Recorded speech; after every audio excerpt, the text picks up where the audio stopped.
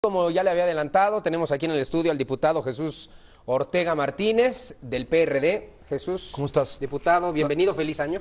Atalo, igualmente, que te vaya muy bien este año. Va a ser complicado, pero yo creo que con trabajo y talento se puede salir adelante. Ya se está viendo la complicación. Preguntarte, tú estás en la Asamblea Constituyente, Sí, soy diputado. diputado constituyente. Tienes una gran trayectoria en el partido de izquierda. El gasolinazo, ¿qué es lo que te trae a la mente, la primera reacción? Se habla en todos lados de ello, ¿no? Un error desde el punto de vista económico. A mí me parece que si bien hay alza en los precios del petróleo y de las gasolinas a nivel internacional, me parece que dada la situación económica del país, no resultaba prudente, inteligente, hacer un aumento de tal magnitud. Casi era previsible que se tuvieran reacciones de protesta generalizadas como se tienen en el país. Por eso me parece que fue un error.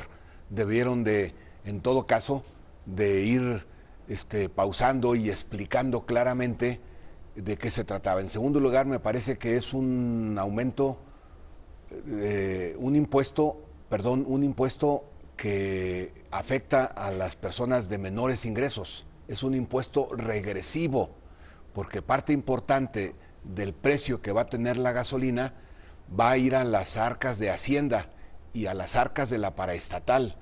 Y me parece que también fue impertinente desde el punto de vista político poner un impuesto regresivo tan alto cuando la situación de los trabajadores es muy difícil, cuando la situación del conjunto de la población es difícil desde el punto de vista de su economía personal y de su economía familiar. O sea, ¿se habría de otra forma? ¿Había otra alternativa? Sí, habrían otras formas y otras alternativas. ¿Alguna de ellas cuál sería la principal? Por ejemplo, a mí me parece que el gobierno debe de poner énfasis en alentar el mercado interno para reactivar la economía en el país, en las ciudades, en el campo, y eso permitir empleo y eso permitir ingreso para las personas. También creo que debieron apretarse más el cinturón para que el gobierno, para que una parte de las necesidades financieras del presupuesto se canalizara mejor para obras que generen empleos, que alienten el desarrollo y el crecimiento de la economía. No cobrar impuestos y no crear impuestos para pagar burocracia. Esa me parece que es la peor fórmula. Yo no estoy en contra de que se paguen impuestos, tenemos obligación los ciudadanos, pero hay de impuestos a impuestos. Los impuestos regresivos son dañinos a la economía y son dañinos a la situación que viven las familias. Deben ser impuestos progresivos, es decir, que los paguen quienes más tienen, porque todavía, a pesar de la reforma hacendaria, nos encontramos en una circunstancia de que siguen pagando muy poco los que tienen mucho y se sigue cargando, como lo vemos ahora con el gasolinazo, el pago de los impuestos a los que menos tienen. Porque el presidente dice que no tiene nada que ver las reformas estructurales que fueron aprobadas. Yo creo que las reformas, el alza a los energéticos, particularmente a las gasolinas y al diésel, tiene que ver más con un propósito recaudatorio para este año. Ayer veía al secretario de Hacienda explicar que significa 200,000 millones de pesos y que si no lo recaudan, entonces van a tener que dejar de invertir en lo aprobado en el presupuesto por el Congreso de la Unión. Esa explicación da cuenta de que es un asunto eminentemente recaudatorio. Y creo que una estrategia de imponer impuestos con propósitos solo recaudatorios y no redistributivos del ingreso nacional, como debe de ser, dada la desigualdad social que existe hoy en el país, es un craso error político.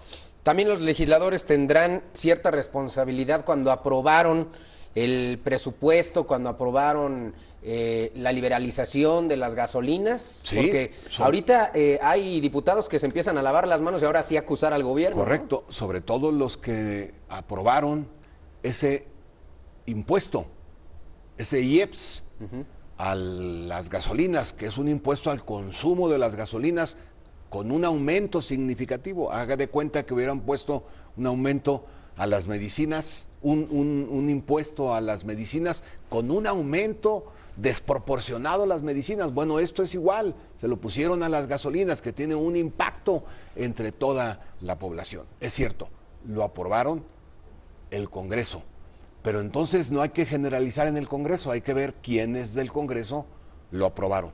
Los diputados del PRD votaron en contra de este impuesto particular, de este IEPS, porque sabíamos que no solamente era alto, no solamente era regresivo, sino que iba a afectar de manera muy importante a las familias de menores ingresos.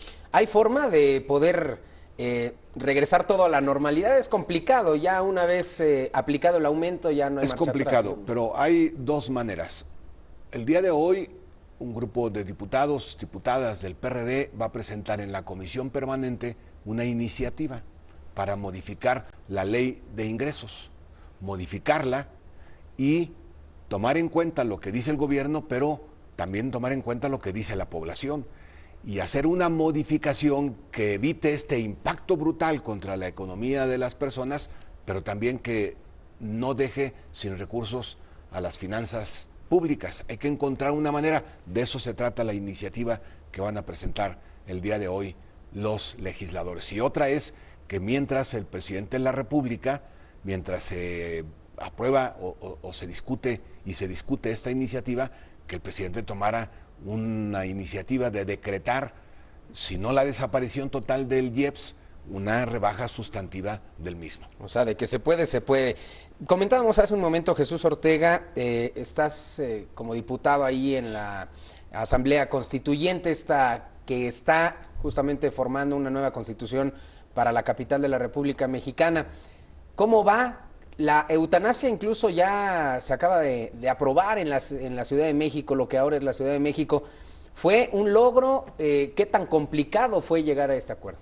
La Constitución va bien, se va desarrollando correctamente, con los plazos, en los plazos establecidos, y se está construyendo una Constitución a la altura de la gran megalópolis que es la capital de la República, una Constitución que protege derechos, que crea nuevos derechos y que establece garantías para que esos derechos no sean letra muerta, sino que sean exigibles y sean judicializables. ¿A qué me refiero?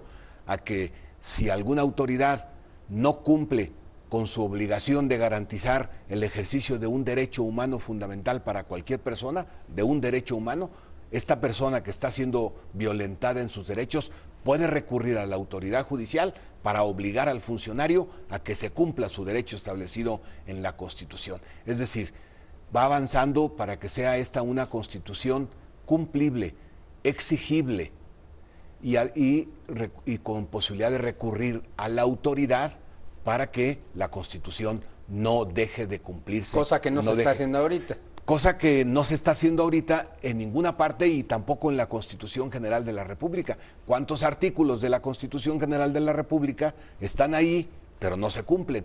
Bueno, lo que queremos es que en la Ciudad de México, y vamos avanzando muy bien, todos los constituyentes, sea una Constitución de avanzada, progresista, que garantiza derechos, que crea nuevos derechos, que es en ese sentido de desarrollo progresista, pero también una Constitución cumplible, exigible, aplicable.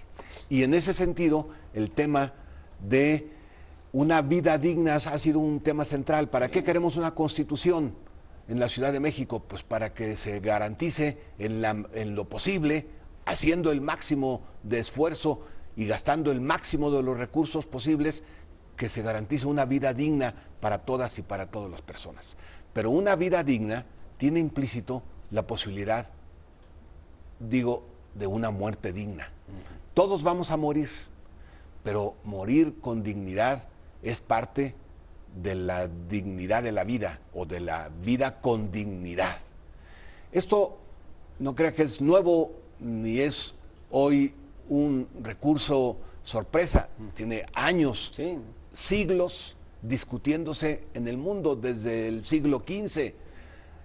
Filósofos como Tomás Moro, el creador de la filosofía, decía que los médicos deben de atenuar el dolor, pero cuando no hay posibilidades de atenuarlo y no hay posibilidades de cura y la enfermedad es fatal y es incurable y le causa sufrimiento a la persona, entonces debe de quedar en la persona la posibilidad y el derecho de decidir el bien morir, que eso quiere decir en griego, el origen de la palabra en griego, eso quiere decir eutanasia, bien morir, morir con dignidad. La muerte es parte de la vida. Las dos cosas están íntimamente vinculadas. Una vida digna implica necesariamente, a mi parecer, hacer todo lo posible por tener una muerte digna. Ese es un punto de los No sufrir más. No sufrir más. Por último, Jesús Ortega, ¿qué es lo que le falta a la constituyente? ¿Qué es lo que podemos esperar para los próximos meses en beneficio, obviamente, de los capitalinos? Todos los días estamos trabajando en el Congreso Constituyente. Hoy se va a terminar probablemente todo lo relacionado con el capítulo de la Carta de los Derechos, que es de verdad muy importante y va a beneficiar a los capitalinos. Pero vamos también ahora, en los próximos días, a discutir todo el asunto de cómo debe de funcionar la aplicación de la justicia, la procuración de la justicia. Y vamos a discutir el tema del gobierno, del régimen de gobierno. No se pierda de vista que ahora ya no va a haber delegaciones, sino que ahora va a haber alcaldías. Y que ahora va a haber cabildos. Y que también en el gobierno de la ciudad debe de dejar de ser, cuando menos esa es una propuesta mía, un gobierno unipersonal, sino que debe de haber un gobierno en donde el gabinete también tenga responsabilidades políticas ante la población y por lo tanto 10 cabezas van a pensar mejor que una. Se ha agotado los gobiernos unipersonales por antidemocráticos. Ahora creo que en la Ciudad de México tendremos la posibilidad de un gobierno colegiado con la participación de más gente y de toda la ciudad. Muy bien, vamos a estar muy pendientes de lo que haga la Asamblea Constituyente. Mientras tanto, excelente inicio de año. Jesús Ortega, muchas gracias por estar aquí. Un gusto, de verdad. Es un placer platicar contigo siempre. Gracias, Jesús Ortega.